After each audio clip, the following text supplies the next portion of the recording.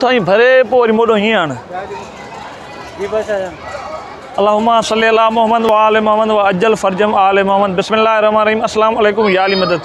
जीअं त नाज़रीन हींअर असां मौजूदु आहियूं सखी कलंदर लाल शहबाज़ जी नगरी में, जिते किरोना वबा जे लॉकडाउन ऐं मुसलसिल बंदिश खां पोइ तक़रीबन हफ़्तो अॻु में कलंदर लाल शहबाज़ समेत तमामु जेके सो सिंध ऐं पाकिस्तान जा पीर फ़क़ीर ऐं जेके फ़ुक़रा आहिनि उन्हनि जूं मज़ारूं खोलियूं वयूं आहिनि अक़ीदतमंदनि लाइ ऐं ज़ाइरीन लाइ।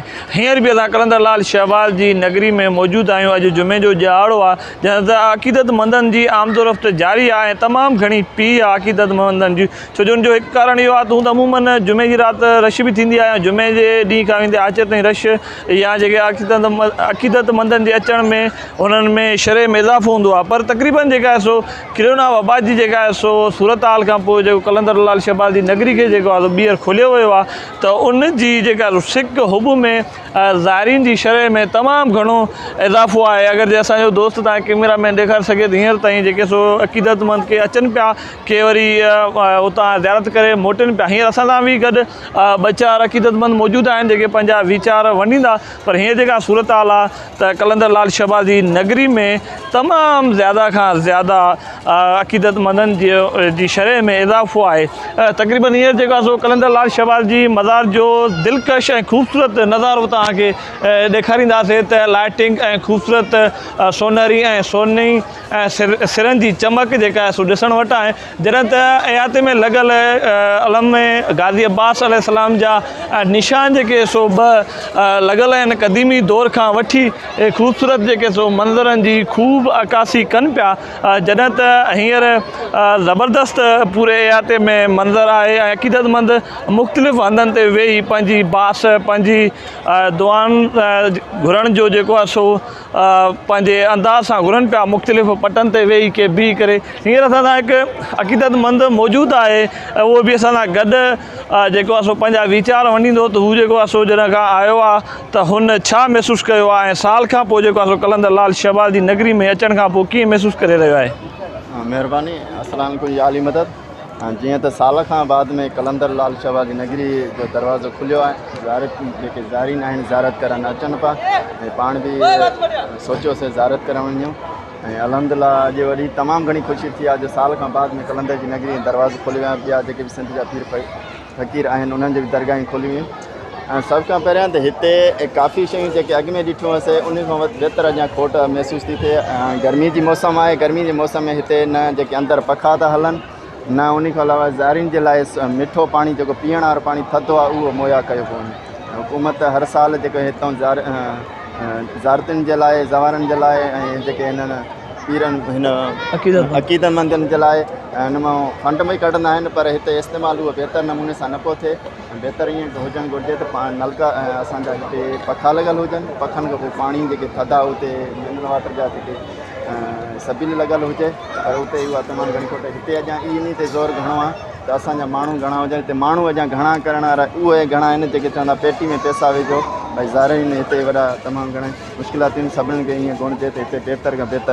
तव्हां बस असांखे आख़िरी पॉइंट ऑफ व्यू में ॿुधाईंदव तव्हां सिंध जे मुख़्तलिफ़ हंधनि ते या पंजाब में जिते जिते पीर फ़क़ीर फ़ुक़रा आहिनि, पोइ अब्दुल्ला शाह गाज़ी हुजे, शाह अब्दुल लतीफ़ भिटाई हुजे, शाह शम्स तबरेज़ हुजे या बाउद्दीन ज़करिया हुजे, उन्हनि जी मज़रनि ते बि विया ऐं कलंदर लाल शहबाज़ जी मज़रनि ते अचणु वञणु थींदो आहे। तव्हां कीअं महसूसु था कयो अॼोके ॾींहं में साल या 2 साल खां पोइ कलंदर लाल शहबाज़ जी हाज़िरी भरण खां पोइ? त हिते ज़ाइरीन ॿुधायोमांव लॉकडाउन खां बाद ज़ाइरीन हिते वॾो तइदाद ख़ुशी थिए थी ऐं ख़ुशी सां हिकिड़ो सवाल त हिते रोज़ो जो दरवाज़ा खोलिया आहिनि असां ज़ियारत कयूं। महिरबानी। तव्हां वटि तजवीज़ूं कहिड़ियूं आहिनि त सिंध गवर्नमेंट वधीक हिते खे जेके अक़ीदतमंद अचनि था उन्हनि खे कहिड़ियूं सहूलियतूं हिते खोट आहे, कहिड़ियूं सहूलियतूं ॾिनियूं वञनि? तव्हां वटि का तजवीज़ आहे? बुनियादी जेके रहाइश हूंदी आहे उहा त हाणे जेके ज़ाइरीन अचनि था उहे पंहिंजे ख़र्च ते रहाइश कनि था, उन खां अलावा गाॾी बीहारण जी ॾुखियाई महसूसु थिए, पर उहे बि गाॾी बीहारे था। अंदरि जेके ज़ारत सहन में करणु चाहिनि उन्हनि जे लाइ पाणी पीअण जे लाइ मिठो पाणी कोन्हे। जेके बि टैंकियूं लॻियल आहिनि के त ख़राबु आहिनि, के त नाकार बणियल न, त इन खां अलावा के वरी पाणी गरम उन में पियो आहे। उन खां अलावा हिते पखा न आहिनि, ज़वार जेके बि तव्हां ॾिसो अंदरि अचनि था उहे पघर में शल लॻा पिया आहिनि, उन्हनि वटि इहा सहूलियत न आहे। कारपेट जेके लॻियल आहिनि उन खां नाकार लॻी, जेकी ज़ाइरीन जे लाइ माना सहूलियत कुझु बि कोन्हे का। औकाफ़ खाते जे लाइ जेको बि फंड वग़ैरह थींदा पर फंड उहे इस्तेमालु सही न पिया थियनि।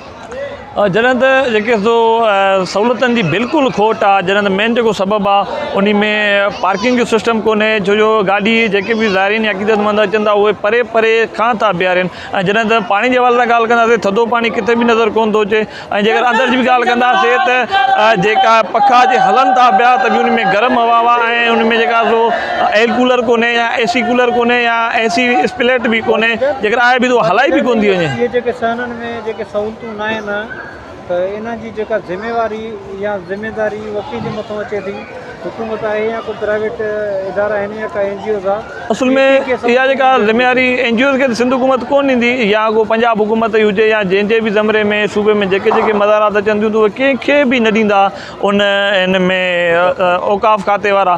पोइ सूबे सिंध जा हुजनि त बि पंजनि पीरनि जी पाण मालिकी कंदा। पाण मालिकी करण में अमरा सिर्फ़ु जेका पैसनि जूं जेके पेटियूं या जेके चंदे जा जेके मुख़्तलिफ़ अक़ीदतमंदनि जूं बासूं पूरियूं थींदियूं उन में पैसा बि रखंदा आहिनि, उन में क़ीमती कपिड़ा बि, या ख़ुसूसी तौर ते जेको ॿुधण में आयो आहे त उहो सोन जा यानी कि ज़ेवरात जा मुख़्तलिफ़ क़िस्म बि अक़ीदतमंद उते रखंदा आहिनि, जंहिंमें सोन जी मुंडरी हुजे, वालो हुजे थो या हसड़ी वग़ैरह जा जेतिरा बि सोन जा क़िस्म या जेतिरियूं डिज़ाइनूं उहे अक़ीदतमंदनि जूं बासूं पूरियूं थी वञनि। पोइ ख़ुसूसी तौर ते सखीलाल शहबाज़ कलंदर या बिरशाह समेत जेके बि पीर फ़क़ीर आहिनि जेके उन्हनि जी मज़ारात ते ई इहे रखिया था वञनि। पोइ सोन जो जेतिरो बि पंहिंजे वस आर उन्हनि खे बास पूरी थी थिए, या नोटनि जो जेके बि आहिनि उहे अक़ीदतमंद रखंदा, उहे साॻियो फिरी गिरी उहे हुकूमत जे ख़ज़ाने में अचनि था या औकाफ़ खाते जे वज़ीर या सेक्रेटरी सतह सां मिली करे उहो पाण में गठजोड़ कंदा। हींअर असां ॿियो अक़ीदतमंद मौजूदु आहे, उन सां मुख़्तसिर ॻाल्हि ॿोल कंदासीं त हुननि जो छा चवणु आहे। तव्हां कीअं महसूसु कयो था साल खां पोइ कलंदर लाल शहबाज़ ते अचणु थियो आहे? अल्हम्दुलिल्लाह साल खां पोइ पंहिंजो कलंदर नगरी खुली आहे, ऐं पांडीरा जेके अचनि पिया उन्हनि खे का बि सहूलियत मुयसरु न आहे। हिते औकाफ़ खाते जी एतिरी त न हिली आहे, न को पाणी थो मिले थधो, न को वेहण लाइ कारपेट थो मिले। हिन वक़्तु ताईं पंहिंजो फ़र्श जेको आहे तमामु घणो गरम लॻो। उन खां पोइ हिते पांडीरा जेके अचनि था उन्हनि खे पार्किंग जी का बि सहूलियत कोन्हे। हू तक़रीबन ॿ खां 4 किलोमीटर ॿाहिरि गाॾियूं पार्क करे पोइ अचनि था। उन खां पोइ जेको आहे सो अंदरि जेको 30 खां 40 चंदे जूं पेटियूं पयूं हूंदियूं, त उहे जेके खादिम आहिनि रोज़े जा उहे हर माण्हू खे छिकियूं पिया वञनि त बाबा हिन में चंदे में पैसा हिन में विझो पेटी में, ऐं उन खां पोइ उहे पैसा जाइज़ ई ख़र्च नथा थियनि। त असांजो पंहिंजो CM साहब खे अर्ज़ु आहे त औकाफ़ खाते जी जांच वठे ऐं नोटिस वठे त जेके पांडीरा परे परे खां अचनि था पूरे पाकिस्तान खां, उन्हनि खे सहूलियत कम से कम मिले। महिरबानी। ठीकु आहे, वॾी महिरबानी।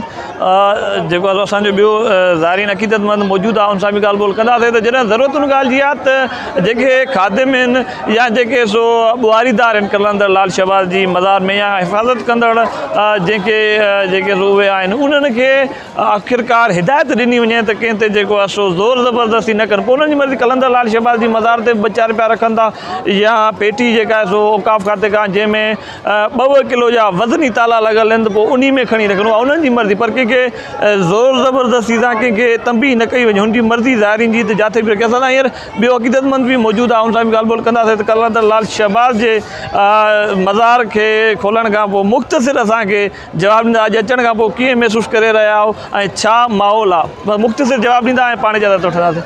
अदा इहो पंहिंजो नंढिड़ो अर्ज़ु आहे, कलंदर ते आयासीं अक़ीदत में, पर हिते टोटल ड्रामो आहे। पैसा वठण खां वठी कलंदर जी दरगाह मां निकिरंदड़ ताईं टोटल जेको आहे हिते माना मिसयूज़ कयो थो वञे। जेको फंड जनरेट थिए थो टोटल मिसयूज़ में आहे। जेको हे सिंध हुकूमत हिते बीठी आहे अची, पंहिंजो हे जेके सिपाही पुलिस वारा बीठा आहिनि, बिल्कुलु माना जेको आहे उते मायुनि जे लाइ को कोन्हे, मायुनि जे लाइ का वुमेन पुलिस कोन्हे, मायुनि खे मैनेज करण लाइ का वुमेन पुलिस कोन्हे, मायुनि जो को पोर्शन कोन्हे। इंतिहाई बेपर्दगी आहे। हीअ दरगाह जे थ्रू असांजे पूरे दीन खे नुक़सानु पहुचे थो। वस वारनि खां अपील आहे, हालांकि उन्हनि में असुर न आहे, उहो पाण हुन मां गैरत जी जॻह निकितल आहे, पर पोइ बि असां अपील था कयूं मुस्लमान थींदे त हिते माना बिल्कुलु माना परदे जो इतमामु कयो सभु खां अवल। बाक़ी इहे फंड था भले खाईंदा रहियो, पर कंहिंजी गैरत खे हिते न लज़ायो।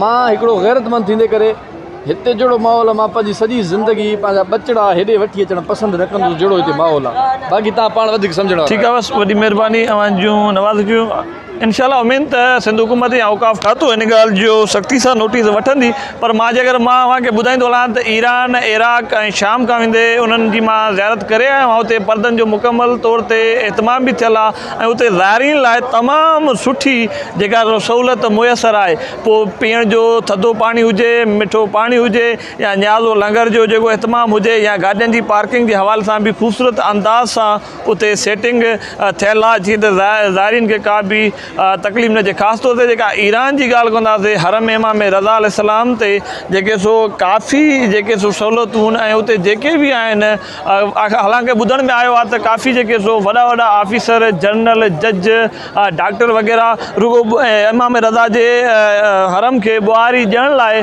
ई कोशिशि कंदा आहिनि पंहिंजो नालो दर्ज कराईंदा आहिनि त जीअं माना असां इमाम रज़ा जे रोज़े जी ॿुहारी ॾेई सघूं असांजो रुगो नालो इन ते अची वञे पर हिते त चलो ठीकु आहे हर कंहिंजो पंहिंजो पंहिंजो मयार आहे छो जो सिंध सूबे जा जेके माण्हू आहिनि कामोरा हुजनि सियासतदान हुजनि या को लेखक अदीब हुजनि उहे त उहे ई पाण खे महान सम्झंदा आहिनि पर ॿियो न त ज़ाइरीन खे त सहूलियत ॾिनी वञे जेका ईरान या इराक में या शाम में जेके बि ज़ाइरीन आहिनि अगरि उन्हनि खे सहूलियतूं उतां जा मक़ामी माण्हू या खुदाम या उतां जा जेके सो जेके बि इंचार्ज आहिनि या मुतवली आहिनि उहे ॾियनि था पिया पर ॿियो न त थोरी घणी बि सहूलियत अक़ीदतमंदनि खे ॾियनि ऐं असां पूरी सिंध वासियुनि खे ऐं पूरे पाकिस्तान या दुनिया जा जेके बि सोशल मीडिया वापराईंदार आहिनि उन्हनि खे इहो ॿुधाइण में ख़ुशी महसूसु करे रहिया आहियूं त कलंदर लाल शहबाज़ समेत तमामु सिंध जूं दरगाहूं खुली चुकियूं आहिनि तव्हां हाणे पंहिंजो ज़ियारत करे ऐं पंहिंजी अक़ीदत मां वधीक जेको आहे सो इज़ाफ़ो करे सघो था हाणे पाण मर्ज़ा ऐं बादशाह जान अव्हां खां वठंदा इजाज़त अल्लाह निगहबान फ़ी अमान अल्लाह।